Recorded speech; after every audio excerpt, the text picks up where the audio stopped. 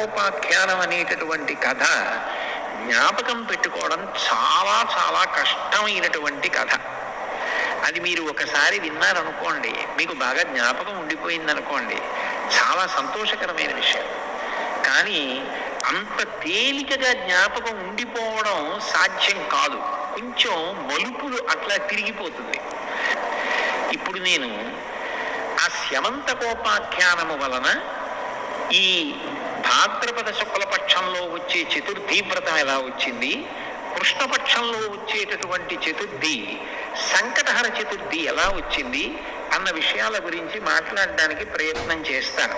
పూర్వం యదువంశంలో నిఘ్నుడు అని ఒక మహారాజు గారు ఉండేవారు. ఆయనకి 2 కుమారులు, సత్రాజిత్తు, ప్రసేనుడు. ఆ సత్రాజిత్తు సూర్య భగవానుణ్ణి ఆరాధన చేశాడు. ఆరాధన చేసినప్పుడు సూర్య భగవానుడు ప్రత్యక్షమయ్యాడు. ప్రత్యక్షంగా కంటికి కనపడేటటువంటి పరబ్రహ్మస్వరూపం సూర్య భగవానుడు. సృష్టికర్త, స్థితికర్త, ప్రళయకర్త ముగ్గురు కలిసిపోయి ఒక వెలుగుల ముద్ద అయిపోయి కనపడితే ఈ కంటితో చూడడానికి వీలైనటువంటి పరబ్రహ్మస్వరూపం సూర్య భగవానుడు. సృష్టికర్త, స్థితికర్త, ప్రళయకర్త ముగ్గురు కలిసి పరబ్రహ్మముగా ఈ కంటితో చూడడానికి వీలైన కాంతిపుంజంగా ఆకాశంలో ప్రకాశిస్తే అదే సూర్యనారాయణమూర్తి. ఆ సూర్యుణ్ణి ఉపాసన చేశాడు సత్రాజిత్తు. ఉపాసన చేస్తే సూర్య భగవానుడు ప్రత్యక్షమయ్యాడు. ఒక రూపంతో భూమి మీదకి దిగొస్తే ప్రత్యక్షమయ్యాడు అంటారు. ఈ కంటితో చూడడానికి వీలుగా తన తేజస్సుని తగ్గించుకుని వస్తాడు భగవంతుడు. అట్లా వచ్చాడు. వస్తే స్తుతి చేసినటువంటి సత్రాజిత్తు సూర్యనారాయణమూర్తి యొక్క మెడలో ఉన్నటువంటి శమంతకమణిని అడిగాడు. అడిగితే సూర్య భగవానుడు అన్నాడు, ఈ శమంతకమణిని ఇవ్వడానికి నాకు అభ్యంతరం లేదు, నేను నీకు ఇస్తాను. కానీ ఈ శమంతకమణి వలన కొన్ని ప్రయోజనాలు ఉన్నాయి, కొన్ని ప్రమాదాలు ఉన్నాయి. ఈ శమంతకమణి రోజుకి విశేషంగా బంగారాన్ని ఇస్తుంది, బారువుల బంగారం ఇస్తుంది. అంత బంగారం ఒక వ్యక్తి దగ్గర పెరిగిపోతే లోకకంటకుడవుతాడు. అంటే లోకమంతా కూడా ఆయన్ని నిందిస్తుంది, అంత డబ్బు ఉందని, అసూయ చేత. అది ఒకటో ప్రమాదం. రెండవది, ఈ శమంతకమణి ఎవరు మెడలో వేసుకున్నారో వారు ఎప్పుడూ బాహ్యమునందు ఆంతరమునందు శౌచంతో ఉండాలి. అంటే మూత్ర విసర్జన చేసిన, శరీరంలోంచి ఏదైనా మలం బయటికి వెళ్ళినా వెంటనే కాళ్ళు చేతులు కడుక్కుని ఆచమనం చేయాలి, స్నానం చేయాలి. లోపల దుర్మార్గమైన ఆలోచనలు రాకూడదు. అటువంటివి కానీ వచ్చి ఈ మణిని మెడలో ధరిస్తే అది ఎవరు మెడలో వేసుకున్నారో వాళ్ళని సంహరిస్తుంది, వాళ్ళు చనిపోతారు. కాబట్టి ఈ మణి వలన ప్రయోజనము ఉంది, ప్రమాదము ఉంది. ఈ మణి ఎక్కడ ఉంటుందో అక్కడ దుర్భిక్షం ఉండదు, కరువు ఉండదు, కాటకం ఉండదు, అనారోగ్యం ఉండదు, ప్రమాదకరమైన వ్యాధులు ఉండవు. ఇవన్నీ శమంతకమణి ఉన్న చోట ఉండే లక్షణాలు. శమంతకమణి ధరించిన వ్యక్తి బాహ్యాభ్యంతర శౌచాన్ని పొంది ఉండకపోతే మాత్రం ఆ వ్యక్తి మరణిస్తాడు అని చెప్పి సూర్య భగవానుడు శమంతకమణిని సత్రాజిత్తుకి ఇచ్చాడు. సత్రాజిత్తు సంతోషంగా మణిని మెడలో వేసుకొని నగర వీధులలో వస్తున్నాడు. ద్వారకానగర పౌరులందరూ కూడా ఆ సత్రాజిత్తుని చూసి ఎంత తేజస్సుతో వెలిగిపోతున్నాడో, బహుశా ఎవరో దేవత వస్తున్నాడు కృష్ణ పరమాత్మ దర్శనానికి అనుకుని పరిగెత్తికెళ్ళి కృష్ణుడికి చెప్పారు. కృష్ణుడికి తెలియని విషయం ఏముంటుంది, సర్వజ్ఞుడు. సూర్యనారాయణమూర్తి నుండి వరంగా శమంతకమణిని సత్రాజిత్తు పొందాడు అన్న విషయాన్ని గ్రహించి సత్రాజిత్తుని సభకి పిలిపించి, వ్యక్తి ఐశ్వర్యవంతుడైపోయి ప్రభుత్వం పేదదైపోతే అర్థం లేని విషయం అయిపోతుంది. ఈ శమంతకమణి నీ దగ్గర ఉంటే బారువుల బంగారం నీ దగ్గర పెరిగిపోతే ఉపయోగం ఏముంది? ఇది మహారాజు దగ్గర ఉంటే ఈ బంగారం దేశక్షేమానికి వినియోగించవచ్చు. కాబట్టి ఆ శమంతకమణిని మహారాజుకి ఇమ్మని అడిగాడు. కృష్ణ పరమాత్మ యొక్క తత్వాన్ని మీరు పరిశీలిస్తే ఆయన దయాసముద్రుడు, ఆయన పరమాత్మ. ఆయనకి స్వార్థం, ఆయనకి అవన్నీ తీసుకుని దోచుకుందామన్న అవసరం ఆయనకి ఎందుకుంటుంది? లక్ష్మీదేవికి పతి ఆయన, లక్ష్మీదేవికే భర్త అయిన పరమాత్మ ఇవన్నీ నాకు కావాలని కోరుకోవలసిన అవసరం ఏముంది? ప్రజాక్షేమము కొరకు అడిగాడు ఆయన. కానీ సత్రాజిత్తు ఇవ్వకపోగా ఈ కృష్ణ పరమాత్మకి బాల్యం నుంచి కూడా నవనీత చోరుడు అని ఒక పేరుంది. ఈ శమంతకమణిని అపహరిస్తాడేమోనని భయపడి తన దగ్గర పెట్టుకోవడం మానేశాడు. అంటే ఆంతరమునందు శౌచము పోయింది, భగవంతుడికి వ్యతిరేకమైన ఆలోచన వచ్చింది, స్వార్థం పెరిగిపోయింది. ప్రభువు దగ్గర ఉండవలసినది తన దగ్గరే ఉండాలని కోరిక పెరిగింది. ఇదంతా కూడా ఆంతర శౌచం పోవడానికి కారణమైంది. తన దగ్గర ఉంటే ప్రమాదం జరుగుతుందేమో అని తన తమ్ముడు ప్రసేనజిత్తుకి ఇచ్చి ఇది నువ్వు మెడలో వేసుకు తిరిగన్నాడు. ప్రసేనజిత్తు మెడలో వేసుకు తిరుగుతూ ఉండేవాడు. ఒక రోజున ప్రసేనజిత్తు వేటకి బయలుదేరాడు. బయలుదేరి వేటకి వెళ్ళినప్పుడు అనుకోకుండా ఆయనతో పాటు కృష్ణ పరమాత్మ కూడా వెళ్ళాడు. అనేక మంది పౌరులు కూడా వెళ్ళారు. అరణ్యంలో క్రూర మృగాల్ని వేటాడుతున్నారు.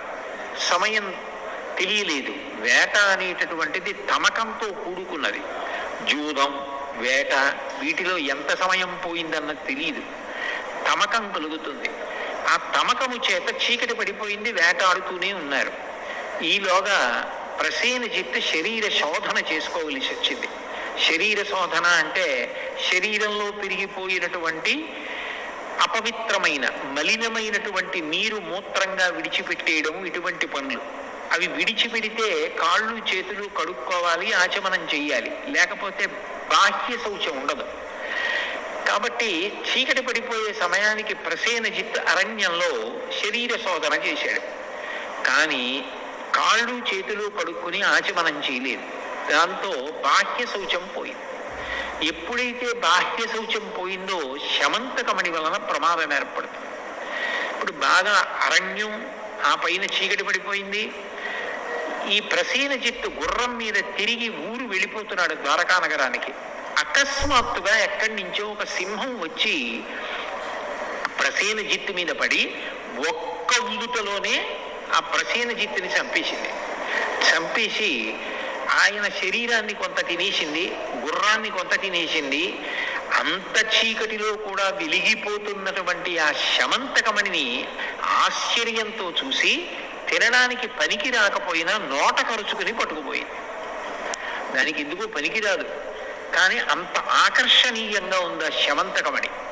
అంత చీకట్లో కూడా వెలిగిపోతోంది, దేవుటో అని నోట కరుచుకుని పోయింది. చీకటి పడిపోయింది, ప్రసేనజిత్తు కనపడలేదు, అందరూ ఇంటికి వెళ్ళిపోయారు. వెంటనే సత్రాజిత్ అన్నాడు, ఈ శమంతకమణిని కృష్ణ పరమాత్మ అడిగాడు, నేను ఇవ్వనన్నాను. ఈయనకి బాల్యం నుంచి నవనీత చౌర్యం అవి అలవాటున్నాయి, నేను ఇవ్వలేదని చీకటి పడిన తరువాత బహుశः ఈయనే నా తమ్ముడి దగ్గర శమంతకమణిని అపహరించి ఉంటాడు అన్నాడు. అనేటప్పటికి అపవాదు వచ్చింది కృష్ణ పరమాత్మకి. లోకం ఎలా ఉంటుందంటే ఇవాళ పొగిడితే అందరూ పొగుడుతారు.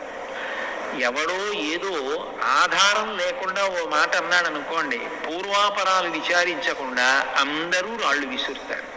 అది లోకానికి ఉండేటటువంటి లక్షణం. అందరూ కృష్ణ పరమాత్మ దొంగ దొంగ ప్రసేనజిత్తు దగ్గర శమంతకమణిని అపహరించాడన్నారు. ఆయన వచ్చిన అపనింద పోగొట్టుకోవడానికి మరునాడు అరణ్యంలోకి వెళ్ళాడు. వెళ్ళి వెతికితే ఒక చోట ప్రసేనజిత్తు యొక్క కళేబరం శవం కనపడింది. అప్పటికే దాన్ని కొంత భాగం సింహం తినేసింది, గుర్రాన్ని తినేసింది. శమంతకమణి కనపడలేదు. ఆయన అన్నాడు, నాకే పాపం తెలీదు, మీరు చూశారు కదా, నేను చంపితే శమంతకమణి కోసం సగం తినేసి ఉండవు కదా ఈ శరీరాలు, సగం తినేసి ఉన్నాయంటే ఇతన్ని క్రూర మృగం చంపింది అన్నాడు. అంటే అక్కడున్న ప్రజలు అన్నారు, నిజమే, ఈయన్ని ఏదో క్రూర మృగం తింది, గుర్రాన్ని క్రూర మృగం తింది. మరి నిజంగా క్రూర మృగమే తింటే శమంతకమణిని తిందగా, అది ఉండాలిగా. అది లేదంటే దాని అర్థం కృష్ణుడు రాత్రి ప్రసేనజిత్తుని చంపేసి శమంతకమణిని పట్టుకుపోయాడు. ఆ చనిపోయిన ప్రసేనజిత్తు కింద పడిపోయాడు, ఆ గుర్రం పడిపోయింది. వాటిని క్రూర మృగాలు తిన్నాయి. మణిని మాత్రం కృష్ణుడే అపహరించాడన్నారు. తనేదో వచ్చిన అపనింద పోగొట్టుకోవడానికి ప్రయత్నం చేస్తే అపనింద మరీ పెరిగిపోయింది. నేను మొట్టమొదటే మీకు ఉపమానంలో చెప్పానే, రాళ్ల మధ్యలో ఇరుక్కుపోయిన వ్యక్తి బయటికి రావడానికి ప్రయత్నం చేస్తే ఇంకా ఇంకా దిగబడిపోయినట్టుగా, ఊబిలో దిగబడిపోతున్న వ్యక్తిలా ఇంకా దిగబడిపోయాడు. కాదు, నా మీద వచ్చిన అపవాదు పోగొట్టుకోవాలని ఆయన మరింత ప్రయత్నం చేద్దామని అక్కడ ఏ అడుగుజాడలున్నాయి చూశాడు. సింహం యొక్క అడుగుజాడలు కనపడ్డాయి. కాబట్టి సింహం చంపింది ప్రసేనజిత్తుని. మరి శమంతకమణిని కూడా సింహమే తీసుకుని పోయి ఉంటుందని అడుగుజాడలు బట్టి సింహం ఎటిళ్ళిందో అటు వెళ్ళాడు. కొంతసేపు అయిన తర్వాత ఒక భల్లూకము యొక్క అడుగుజాడలు కనపడ్డాయి. సింహము భల్లూకము పెనుగులాడినట్టుగా అర్థమైంది. ఈ రోజులలో నేర పరిశోధన ఎలా చేస్తారో ఆ రోజుల్లో కృష్ణ పరమాత్మ అంత కష్టపడ్డాడు తను నిర్దోషిని నిరూపించుకోవడానికి. అక్కడ భల్లూకము అడుగుజాడలు కనపడ్డాయి. కనబడితే కృష్ణుడు అన్నాడు, చూశారు కదా, సింహం బహుశः నోటితో కరుచుకుని శమంతకమణిని పట్టుకెళ్ళింది. భల్లూకం వచ్చి సింహాన్ని చంపింది. అందుకే ఇదిగో ఇక్కడ సింహం కళేబరం పడుంది. సింహం పడుంది, సింహం దగ్గర భల్లూకం ఆ మణిని పట్టుకుపోయింది అన్నాడు. అంటే ప్రజలు అన్నారు, నువ్వు చెప్పడం ఎంత గడుసుతనంగా చెప్పినే వినేవాడు నమ్మేటట్టుగా చెప్పాలి కదా కృష్ణ. ఎక్కడైనా లోకంలో భల్లూకాన్ని సింహం చంపుతుందా, సింహాన్ని భల్లూకం చంపుతుందా? సింహం శమంతకమణి అట్టుకెళ్ళిందా? భల్లూకం వచ్చి సింహాన్ని చంపిందా? చంపి భల్లూకం పట్టుకెళ్ళిపోయిందా శమంతకమణిని? ఇది మళ్ళీ ఇంకో కొత్త అబద్ధం సృష్టించావు నువ్వు అన్నారు. ఎంత బయటికి వద్దామని ప్రయత్నం చేస్తే అంతగా అపవాదు బలపడిపోతోందనుకుని భల్లూకం ఎటు వెళ్ళిందో అటు వెళ్ళారు. వెడితే భల్లూకం ఒక పెద్ద గుహలోకి వెళ్ళిపోయినట్లుగా కనపడింది. కృష్ణ పరమాత్మ గుహలోకి దిగి నడుస్తున్నాడు. అది బహు ఇరుకుగా ఉంది. ఆయన తన శరీరపు కాంతిని దీపంగా చేసుకుని నడుస్తున్నాడు. వాళ్ళకి అనుమానం వచ్చింది, వెనకనొచ్చిన వాళ్ళకి. ఒరే, మనందరినీ ఇట్లాగే మెల్లగా గుహలోకి తీసుకెళ్ళి తను తప్పుకుని మన ఈ గుహలో ఉంచేసి ఏ రాళ్ళు అడ్డుపెట్టి వెళ్ళిపోతాడో ఏమిటో, ఎందుకు వచ్చిన గొడవ? నువ్వు నిజంగా నిర్దోషివైతే ఆ భల్లూకాన్ని చంపి శమంతకమణిని పట్టుకుని రా, నమ్ముతాం. అప్పటిదాకా మేము గుహ బయట ఉంటామని వాళ్ళందరూ వెళ్ళిపోయి గుహ బయట నించున్నారు. ఒక్క కృష్ణుడిని గుహలో వదిలేశారు. ఆయన గుహలో బయలుదేరి లోపలికి వెడుతున్నాడు. వెడుతుంటే కొంత దూరం వెళ్ళిన తర్వాత ఒక యవ్వనంలో ఉన్నటువంటి ఒక స్త్రీ నిలబడి ఊయల ఊపుతోంది. చూడగానే భగవంతుని యందు ఆమెకి అంత అనురాగం కలిగింది. కథ తిరగాలి కదూ. జాంబవంతుడు లేచి వచ్చాడు. అక్కడ కృష్ణ పరమాత్మ ఉన్నాడు. చూడగానే పరపురుషుడు. ఇక్కడికి ఎందుకు వచ్చావు అని అడిగాడు. నువ్వెవరని అడిగాడు కృష్ణుడు. మాట పెరిగింది. ఇద్దరు యుద్ధం మొదలుపెట్టారు. 21 రోజుల యుద్ధం జరిగింది. ఆ యుద్ధం జరగడంలో స్రవించినటువంటి రక్తం ప్రవహించి ఏటిగా బయటికి వెళ్ళింది. బహుశా విఘ్నేశ్వరుడు ఎక్కడ వ్యక్తమై విఘ్నేశ్వరుడు ఎక్కడ అనుగ్రహం చూపించాలన్న ప్రవాహం ముందలా వెడుతుందో ఏమో మరి. కాణిపాకంలో కూడా మరి అలాగేగా, బావిలోంచి మొట్టమొదట నెత్తురే వచ్చింది. ఆ తర్వాత ఈ కాణిపాకం 1.5 ఎకరాల వరకు ఉన్నటువంటి భూమి తడిసిపోయేటట్టుగా కొబ్బరికాయలు కొట్టి నీళ్లు ప్రవహిస్తే విఘ్నేశ్వర మూర్తి వ్యక్తమైంది. కాబట్టి ఆ నెత్తురు గుహలో ఉంచి బయటికి వెళ్ళింది.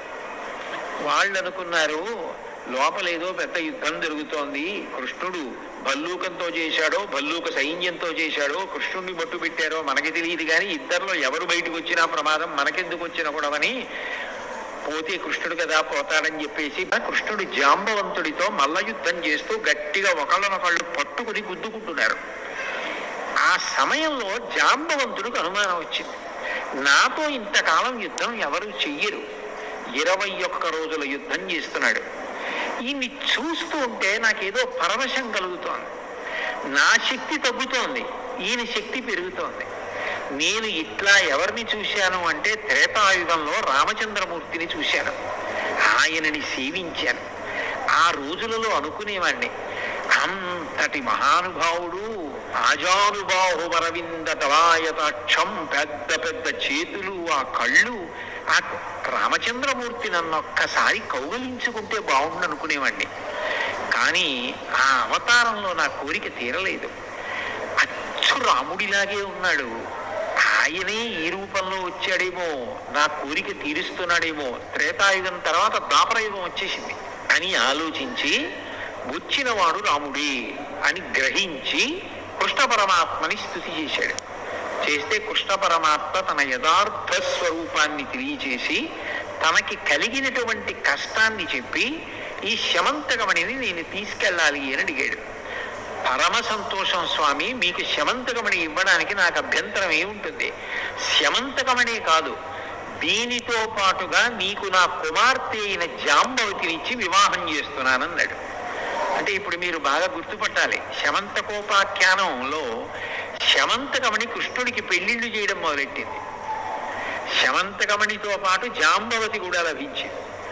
ఇప్పుడు కృష్ణుడు జాంబవతిని శమంతకమణిని తీసుకుని ద్వారకా నగరానికి వచ్చి, ఇదిగో నా యందు ఏ దోషం లేదు, శమంతకమణిని తీసుకొచ్చాను, సత్రాజిత్తు నీకు ఇచ్చేస్తున్నాను, నేను మీ తమ్ముడిని చంపలేదు, ఇప్పటికైనా నమ్ముతావా? జాంబవంతుడు తీసుకెళ్ళాడు, ఇదిగో జాంబవంతుడిని ఓడించి తీసుకొచ్చాను, జాంబవతిని కూడా పరిణయం ఆడుతున్నాను అని చెప్పాడు. సత్రాజిత్తు చాలా పరితాపం పొందాడు. అక్కడతో అయిపోతే సంకటహర చతుర్థి శమంతకోపాఖ్యానం గుర్తుపెట్టుకోవడం కష్టం అనవలసిన అవసరం ఏముందండి? కానీ అక్కడతో అవలేదు కదా. సంకటంలో పడిపోవడం అంటే అంత తేలిగ్గా వదిలిపెడుతుందా సంకటం అన్నది? ఆ సత్రాజిత్ అన్నాడు, నాకు మగపిల్లలు లేరు, ఉన్నది ఒకే ఒక ఆడపిల్ల సత్యభామ, ఆ సత్యభామని నీకు ఇచ్చి పెళ్లి చేస్తాను, ఎందుకంటే నేను నీ మీద అపవాదు వేశాను, మా తమ్ముడిని చంపేశామని. నువ్వింత కష్టపడి నాకు శమంతకమని నీకు ఇచ్చావు, నా పాపం పోవాలంటే నా కూతుర్ని నీకు ఇచ్చి పెళ్లి చేస్తాను, నా కూతుర్ని వివాహం చేసుకోమని సత్యభామనిచ్చి పెళ్లి చేశాడు. ఇప్పుడు రెండో పెళ్లి శమంతకమణి వల్ల. ఉన్నది నాకొక్క కూతురు, ఎప్పటికైనా ఈ మణి అల్లుడికే వెళ్ళాలి, కాబట్టి ఈ మణి నీకు ఇచ్చేస్తాను, తీసేసుకోమన్నాడు. తీసేసుకోమంటే కృష్ణ పరమాత్మ అన్నాడు, ఇప్పటికే దాన్ని అడిగినందుకే నా మీద అపవాదులు వచ్చాయి, నువ్వు నాకు కోరి కోరి ఇచ్చినా దాని వలన ఏ ఇబ్బంది వస్తుందో నీ దగ్గరే పెట్టుకో, తర్వాత చూద్దాం, నీకేమైనా అయిపోతే అప్పుడు చూద్దాం, నీ దగ్గర ఉంచమన్నాడు. సత్రాజిత్తు దగ్గర ఉంచుకున్నాడు. అక్కడ వరకు కథ బాగుంది కదా, కొంతవరకు గుర్తుపెట్టుకోవచ్చు. కానీ ఇబ్బంది ఎక్కడ వచ్చిందంటే, ఆ కాలంలో అక్రూరుడు, కృతవర్మ, శతధన్వుడు అని ముగ్గురు ఉండేవారు. అక్రూరుడు మహాభక్తుడు, మీరు అక్రూరుడి గురించి వినుంటారు. కంస సంహారానికి భాగవతంలో బలరామకృష్ణుల్ని తీసుకెళ్ళింది అక్రూరుడి. అంతటి మహాభక్తుడు అక్రూరుడు. అటువంటి అక్రూరుడు, కృతవర్మ, శతధన్వుడు, వీళ్ళు ముగ్గురు సత్రాజిత్తుని సత్యభామనిచ్చి పెళ్లి చెయ్యమని అడుగుతుండేవారు. అడిగితే సత్రాజిత్ అనేవాడు, ఇంకా నిర్ణయించుకోలేదు, మీ ముగ్గురులో ఎవరికో ఒకళ్ళకిచ్చి వివాహం చేస్తానంటూ ఉండేవాడు. అకస్మాత్తుగా ఈ సంఘటన జరిగి ఎప్పుడైతే శమంతకమణిని కృష్ణ పరమాత్మ తీసుకొచ్చి ఇచ్చేశాడో, అంత కష్టపడ్డాడో అపవాదు నుంచి బయటపడడానికి, బాధపడినటువంటి సత్రాజిత్తు సత్యభామని కృష్ణ పరమాత్మకిచ్చి వివాహం చేశాడు. దాంతో వాళ్ళ ముగ్గురికి కోపం బయలుదేరింది. నాకిస్తానన్న సత్యభామని ఇవ్వకుండా కృష్ణుడికి ఇచ్చాడు అని అవకాశం కోసం ఎదురు చూస్తున్నారు. ఒకనొకప్పుడు పాండవుల్ని లక్క ఇంట్లో పెట్టి కాల్చేశారు అని చెప్పి వాళ్ళు దగ్ధమైపోయారని వార్త బయలుదేరింది. ఆయనకి తెలియదా కృష్ణ పరమాత్మకి వాళ్ళు బ్రతికున్నారని తెలుసు. కానీ ధృతరాష్ట్రుణ్ణి ఏదో సేద తీర్చడానికి, పరామర్శించడానికి వెళ్ళినట్టుగా హస్తినాపురానికి వెళ్ళాడు. ఇదే అవకాశం, కృష్ణుడు లేడు ఊళ్ళో. ఇప్పుడే సత్రాజిత్తు మీద ప్రతీకారం తీర్చుకోవాలని అక్రూరుడు, కృతవర్మ, శతధన్వుడు ముగ్గురు సత్రాజిత్తు ఇంట్లోకి ప్రవేశించి ఆ శమంతకమణిని అపహరించారు. అపహరించిన తర్వాత ఈ శతధన్వుడు అన్నాయని ఇంకొంచెం దూరం వెళ్ళి ఆ సత్రాజిత్తుని సంహరించేశాడు. చంపేసి ముగ్గురు కలిసి పారిపోతున్నారు. భక్తి అన్నది ఒక్కొక్కసారి ఉద్ధాన పతనానికి లోనవుతూ ఉంటుంది. అప్పుడప్పుడు కష్టం వచ్చినప్పుడు ఏమిటి దేవుణ్ణి పట్టుకున్నాను, నాకేమొచ్చిందని ఆ భక్తి పోతూ ఉంటుంది, మళ్ళీ నిలబడుతూ ఉంటుంది. అక్రూరుడు తప్పు మనకి ఎందుకు ఈ పనులు, అసలు ఎందుకు ఇట్లాంటి పని చేశాను, కృష్ణ పరమాత్మకి సత్యభామ దక్కితే నేను ఎందుకు అసూయపడాలని బాధపడ్డాడు. శతధన్వుడు తొందరపడి మరి సత్రాజిత్తుని కూడా చంపేశాడు. ఈలోగా మళ్ళీ కృష్ణుడు వచ్చేస్తున్నాడని కబురు అందింది. మామగారు చనిపోయాడని కబురు వెళ్ళింది కృష్ణుడికి. వెనక్కి వస్తున్నాడు. వస్తే చంపేస్తాడేమో అని భయపడి ఆ శమంతకమణిని తీసుకొచ్చి అక్రూరుడి దగ్గర పడేసి, నువ్వు భక్తుడివి, నిన్నైతే ఏం చేయడు, నీ దగ్గర దాచుకో అని చెప్పి శతధన్వుడు మంచి వేగంగా వెళ్ళిపోగలిగిన గుర్రం ఎక్కి పారిపోతున్నాడు. కృష్ణుడు రాని వచ్చాడు. సత్రాజిత్తుని ఎవరు చంపారని భోగట్టా చేశాడు. చేస్తే శతధన్వుడు చంపేశాడని తెలిసింది. వెళ్ళి అన్నగారు బలరాముణ్ణి కూడా రథం మీద ఎక్కించుకుని ఆ శతధన్వుణ్ణి వెంబడించాడు. ఆయన గుర్రం మీద వెళ్ళి వెళ్ళి వెళ్ళి పారిపోతుంటే గుర్రం బడలిపోయి పడిపోయి మరణించింది. ఈ శతధన్వుడు వెనక కృష్ణుడు వచ్చేస్తున్నాడన్న భయంతో పరిగెత్తుకుంటూ చెట్ల మధ్య నుంచి వెళ్ళిపోతున్నాడు. రథం ఎలా వెడుతుంది? మనిషి వెళ్ళినట్టుగా రథం వెళ్ళలేదుగా చెట్ల మధ్య.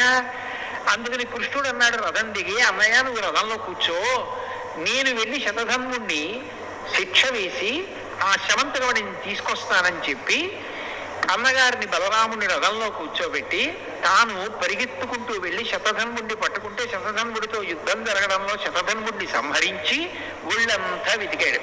శమంతకమణి కనపడలేదు. ఆయన అక్రూరుడి దగ్గర పెట్టేశాడు. అక్రూరుడు ఇంతటి మహానుభావుడు కృష్ణ పరమాత్మకి ముఖం ఎలా చూపిస్తానని ఆ ఊళ్ళో ఉండకుండా కాశీ వెళ్ళిపోయాడు. అది అక్రూరుడి దగ్గర ఉందని, అక్రూరుడు కాశీ వెళ్ళిపోయాడని ఎవ్వరికీ తెలియదు. కృతవర్మ దేశాలు పట్టిపోయాడు. అసలు ఆ శమంతకమణి ఎక్కడుందో ఎవరికీ తెలియదు.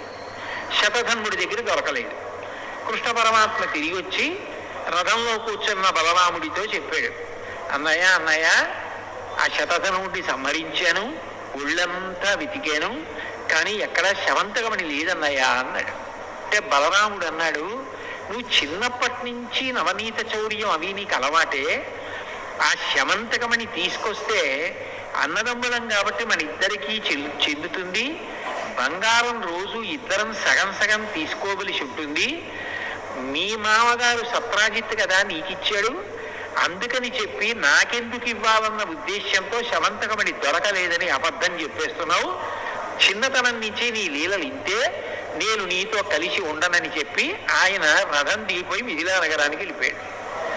ఇదెక్కడి ప్రారంభం రా ఈ శమంతకమణితో అనుకుని కృష్ణ పరమాత్మ అంతఃపురానికి దిగాలుబడి.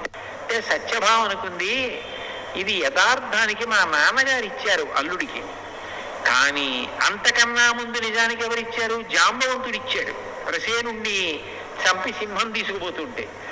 ఇప్పుడు ఆ శమంతకమణి కృష్ణుడి దగ్గర ఉంటే సత్రాజిత్ ఇచ్చాడన్న పేరు వస్తుందేమో, సత్యభామ వెలిగిపోతుంది అన్న ఉద్దేశ్యంతో జాంబవతి మీద ప్రేమతో అది ఎక్కడో దాచేశాడు కృష్ణుడు. దాచేసి పోయిందని చెప్పేస్తున్నాడు. జాంబవతికి ప్రీతి చేయడం కోసమని మా నాన్నగారిచ్చారన్న మాట రాకుండా ఉండడం కోసం కనపట్టలేదని చెప్తున్నాడని సత్యభామ అనుకుంది. నిజానికి మా నాన్నగారు కదా సింహాన్ని చంపి తీసుకొచ్చి కృష్ణుడికి ఇచ్చింది, కానీ సత్రాజిత్తు మీద ప్రేమతో సత్యభామ మీద ప్రేమతో మా నాన్నగారి పేరు మాటుకెళ్ళిపోయేటట్టుగా చేయడానికి మణి కనపట్టలేదని చెప్పేస్తున్నారు ఆయన అని జాంబవతి అనుకుంది. ఇటు భార్య జాంబవతి అనుమానించింది, అటు భార్య సత్యభామ అనుమానించింది. ఇటు అన్నగారు ఊరు వదిలిపెట్టి వెళ్ళిపోయాడు. ఊళ్ళో పౌరులందరూ మళ్ళీ మనం అనుకున్నాం కానీ కన్ను అలాగే ఉంది కృష్ణుడికి ఆ శమంతకమణి మీద, పట్టుకొచ్చినట్టే పట్టుకొచ్చి మళ్ళీ దాన్ని ఆయనే ఎత్తుకుపోయాడు అని మళ్ళీ వదంతి బయలుదేరి. అసలు ఇందులోంచి బయటికి ఎట్లా రావాలి? ఇది బయటికి రావాలంటే శమంతకమణి ఎక్కడుందో తెలియాలి. శమంతకమణి అక్రూరుడి దగ్గర ఉంది, అక్రూరుడు పట్టుకుపోయాడని ఊహించడానికి అవకాశమే లేదు. ఎందుకంటే ఆయన మహాభక్తుడు, ఆయన ఎత్తుకుపోయాడని ఎవరు అనుకోరు, ఆయన పట్టుకుపోయాడు. ఇప్పుడు ఈ కథకి ముగింపు ఎలా? ఈ సంకటం ఏమిటి నాకు? ఇందులోంచి అసలు ఈ ఇరుకులోంచి బయటికి ఎలా రావాలి? అన్నయ్య ఎప్పటికొస్తాడు? బయటికి వెడితే ఎవరు చూసినా నన్ను నింద చేసేవాళ్లే. అంటే సంకటం అన్నది వస్తే ఎంత భయంకరంగా ఉంటుందో, అన్నం తిననివ్వదు, నీళ్లు తాగనివ్వదు, పడుకోనివ్వదు, తనవారు కూడా తనని అనుమానిస్తారు. అది ఎంత భయంకరంగా ఉంటుందో మనం అనుభవిస్తే తట్టుకోలేమని దయాళు అయినటువంటి కృష్ణ పరమాత్మ అనుభవించి చూపించాడు మనకి. అప్పుడు ఆయన ఆలోచన చేస్తూ బాధతో కూర్చున్నాడు అంతఃపురంలో. ఎలా నేను ఈ సంకటం నుంచి బయటికి వస్తాను, ఎలా పోతుంది నాకు ఈ అపవాదని. అసలు ఇంతకీ ఈ కథలో ఇప్పటి వరకు మీకు ఎక్కడైనా వినాయకుడు కానీ చంద్రుడు కానీ కనపడ్డా? ఇప్పటి వరకు కనపడరు శమంతకోపాఖ్యానం. అదో పెద్ద చలనచిత్రం శమంతకోపాఖ్యానం. చిత్రం ఏంటంటే అప్పుడు నారద మహర్షి వచ్చారు. వచ్చి, కృష్ణ నువ్వు బెంగ పెట్టుకోకు, నువ్వు ఏ రోజున ప్రసేన జిత్తుతో కలిసి వేటకి వెళ్ళావో జ్ఞాపకం తెచ్చుకో అన్నారు. ఆయన బాగా జ్ఞాపకం తెచ్చుకొని గుర్తొచ్చింది, భాద్రపద మాసంలో శుక్లపక్షంలో చతుర్థి తిథి నాడు వెళ్ళాను. అదే నీ కొంప ముంచేసింది. ఆ రోజు చీకటి పడిన తరువాత నువ్వు ప్రసేనుడితో పాటుగా తిరిగి వస్తున్నప్పుడు తల ఎత్తి చంద్రబింబాన్ని చూశావు. చంద్రబింబాన్ని చూసిన కారణం చేత నీకు అపనిందలు రావాలి.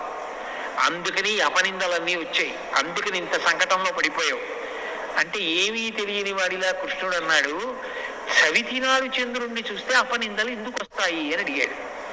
అడిగితే దానికొక కథ ఉందని కథలో కథ. అప్పుడు నారదుడు చెప్పాడు, భాద్రపద శుక్ల చతుర్థి నాడు వినాయక స్వామి వారి యొక్క ఆవిర్భావం, వరసిద్ధి వినాయకుడు అంటారు. మీరు చూడండి, వర శబ్దం వేశారనుకోండి, ఇక ఇది అది అని లేదు, ఏదైనా అని దాని లక్షణం. శ్రేష్టమైన, అధికమైన అని. చూడండి, శ్రీ సూక్తం చిట్ట చివరిలో లక్ష్మీదేవి అనుగ్రహాన్ని చెప్తుంది మంత్రం. 6 లక్ష్ముల్ని చెప్తుంది వేదం. సిద్ధలక్ష్మీర్ మోక్షలక్ష్మీర్ జయలక్ష్మీ సరస్వతి శ్రీలక్ష్మీర్ వరలక్ష్మీశ్చ ప్రసన్నా మమ సర్వదా అంటుంది. 6వది వరలక్ష్మి. వర అంటే శ్రేష్టమైన, ఇక అది ఇది అని లేదు, ఏదైనా ఇవ్వగలిగిన స్వరూపం. అదే శ్రావణ మాసంలో చేసేటటువంటి వరలక్ష్మి వ్రతం. అటువంటి వరసిద్ధి వినాయక, ఏదైనా ఇవ్వగలిగినటువంటి గొప్ప శక్తివంతుడుగా విఘ్నేశ్వరుడు ఆవిర్భవించాడు. అలా ఇవ్వాలంటే ఏం చేయాలి? మనలో తప్పులు చూడడం మొదలెట్టాడనుకోండి, ఇవ్వలేడు.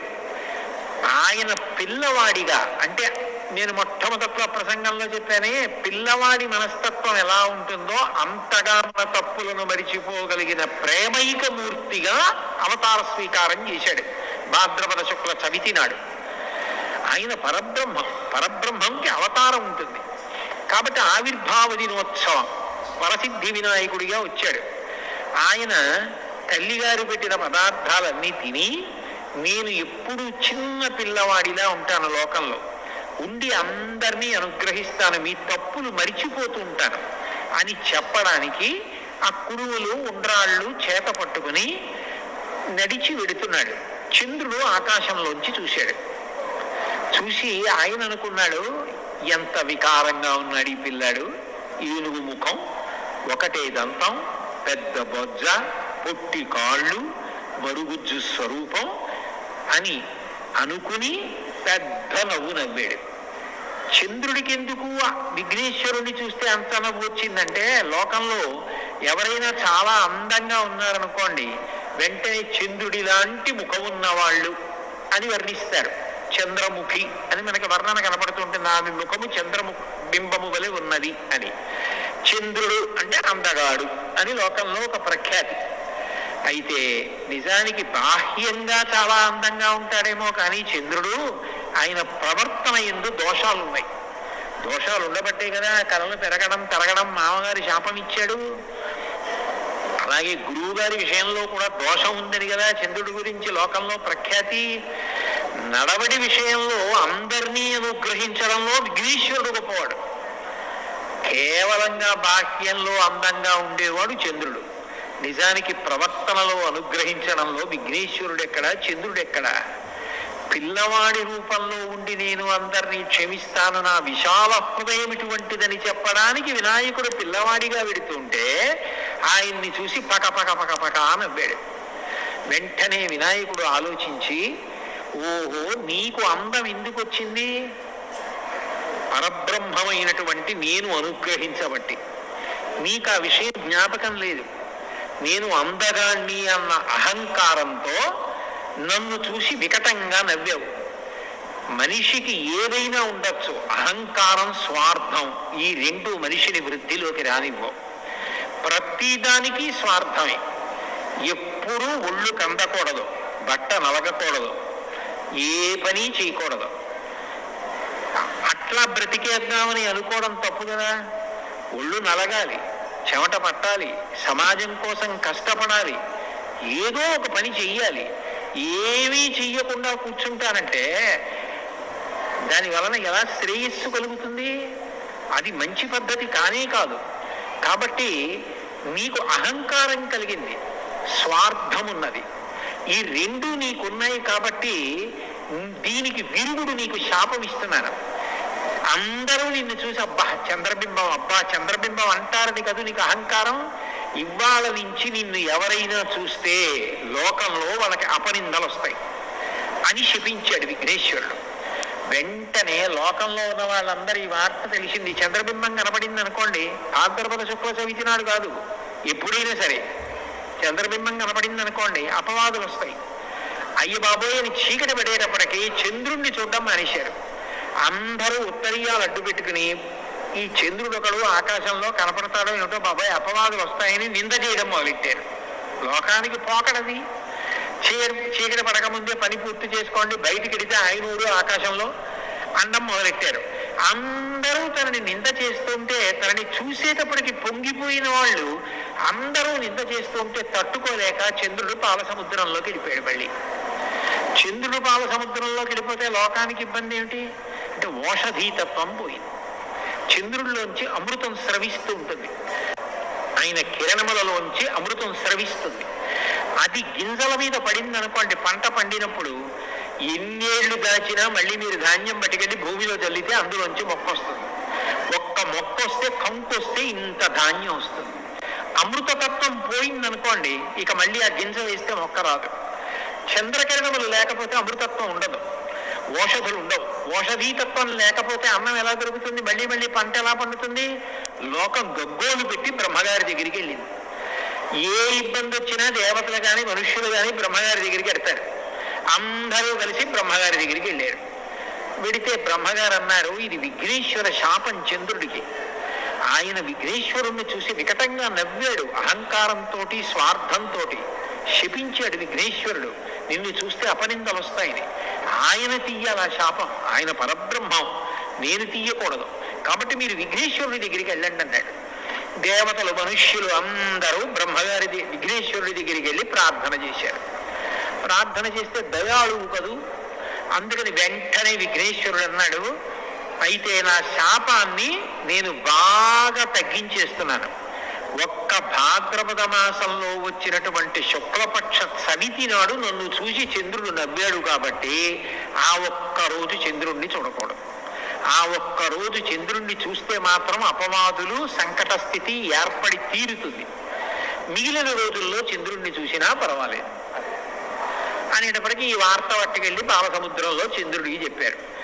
అమ్మయ్యా, విఘ్నేశ్వరుడు నాకు శాపాన్ని విముక్తి చేశాడు, ఇంకెప్పుడు నా జన్మలో అహంకారం జోలికి పోను, స్వార్థం జోలికి పోను. ఎందుకు పనికొస్తుంది వాక్యంలో అందం, విఘ్నేశ్వరుడిలా ఉండాలి మనిషి అని తెలుసుకుని చంద్రుడు చెంపలేసుకుని బయట వచ్చాడు. విఘ్నేశ్వరుడు ఎంత దయాళు అంటే ఆయన చంద్రుడు తప్పు తెలుసుకున్నాడని పొంగిపోయి నృత్యం చేశాడు.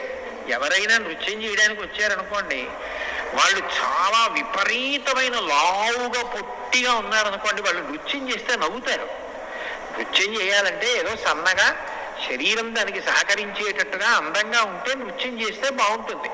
అంతేగాని విఘ్నేశ్వరుడు నృత్యం చేయడం ఏమిటి అంటే, ఆయన అవతలవాడు తన తప్పు తెలుసుకుంటే సంతోషాన్ని పట్టలేకపోయాడు, పట్టలేక నృత్యం చేశాడు. చంద్రుడు వచ్చి క్షమాపణను అడిగాడని కాదు, చంద్రుడు తప్పు తెలుసుకున్నాడు చాలు. ఎవడి తప్పు వాడు తెలుసుకుంటే చాలు. నృత్యం చేస్తే నృత్య గణపతి స్వరూపం వచ్చింది. అప్పుడు చంద్రుడు వచ్చి మళ్ళీ ఆకాశంలోకి ఎక్కాడు. మళ్ళీ ఓషధీతత్వం వచ్చింది. మళ్ళీ వెనక్కి రండి. నారదుడు ఈ విషయం చెప్పి కృష్ణ పరమాత్మకి, కృష్ణ భాద్రపద శుక్ల చవితి నాడు నువ్వు ప్రసేనుడితో కలిసి వేటకి వెళ్ళి చీకటి పడ్డాక చంద్రబింబాన్ని చూశావు, అందుకని వచ్చింది ఈ సంకట స్థితి. ఇది పోవాలి అంటే నువ్వు కూడా మళ్ళీ విఘ్నేశ్వరుడి యొక్క వ్రతం చెయ్యాలి. మళ్ళీ నువ్వు కూడా భాద్రపద శుక్లపక్షంలో చవితి నాడు వచ్చేటటువంటి విఘ్నేశ్వరుడి యొక్క వ్రతం చేస్తే ఆయన యొక్క అనుగ్రహానికి పాత్రుడవైతే నీకు వచ్చినటువంటి అపనింద తొలగిపోతుంది. లేకపోతే నిన్ను ఈ అపనింద ఇట్లాగే వెంటాడుతుంటుంది, ఈ సంకట స్థితి నీకు ఇట్లాగే కొనసాగుతుంది. అంటే కృష్ణ పరమాత్మ అంతటి వాడు భాద్రపద మాసంలో శుక్లపక్షంలో వచ్చేటటువంటి చవితి నాడు వినాయకుడిని ప్రార్థన చేస్తే ఈ వ్రతాన్ని ఇట్లా చెయ్యమని చెప్పిన వాడు విఘ్నేశ్వరుడే. నువ్వు ఎలా పూజ చేశావో అట్లా పూజ చేసి నువ్వు కష్టంలోంచి బయటకు రావడానికి ఎంత కష్టపడ్డావో ఇతివృత్తమైనటువంటి ఈ శమంతకోపాఖ్యానం కథంతా చెప్పుకుని అక్షతలు వేసుకుంటే నన్ను చూసినా కూడా ఇబ్బంది రాదన్నాడు.